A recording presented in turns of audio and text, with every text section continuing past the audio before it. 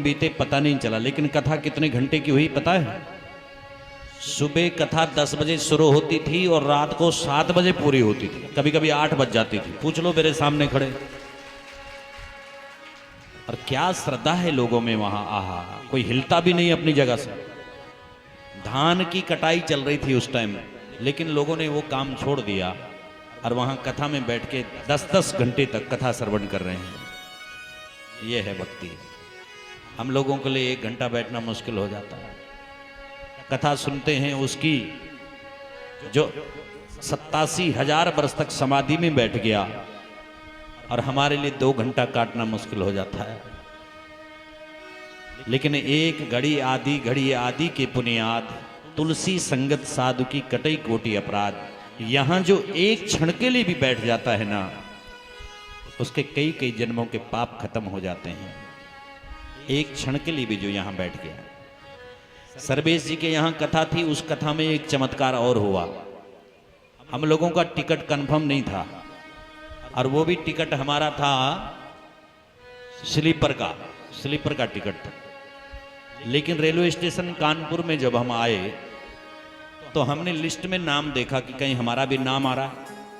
उसमें हमारा नाम फर्स्ट एसी में आ रहा है। हमने कहा ये कोई किसी और का तो नहीं है। अरे वो टीटी को पूछा कि भाई ये हमारा है, नाम हमारा आ रहा है। तो वो टीटी काफी देर तक तो शक्ल पे ऐसे देखता रहा। हमने कहा ऐसा क्या देख रहा है? बोला 16 साल हो गए नौकरी करते, आज तक ऐसा नहीं देखा कि स्लीपर का टिकट वाला फर्स्ट एसी में जा रहा है। दिवाली का टाइम था उस समय आ रहा, कुछ ऐसा कोई त्योहार था। वो कहता महाराज भगवान की कृपा से आपको ये गिफ्ट मिला है, और जिस ट्रेन में आप बैठ रहे हो उसकी स्लीपर की कंडीशन इतनी बुरी है कि आप बैठ करके देखते रात भर परेशान हो जाते। इसलिए भगवान ने आपको फर्स्ट एसी में भेज दिया, और रात भर के आनंद में होकर आए फर्स्ट एसी में। और जो चिल्ला रहा था एक और था हमारे साथ में, वो चिल्ला रहा था मैं तो स्लीपर में नहीं जाऊंगा, मैं स्लीपर, उसका टिकट ही कंफर्म नहीं हुआ। और रात भर ना स्लीपर में मिला, वो जर्नल में बैठ के आया, जर्नल में आना पड़ा। ये भगवान की कृपा और इनकी श्रद्धा विश्वास का फल है। तो मैं आपसे कह रहा था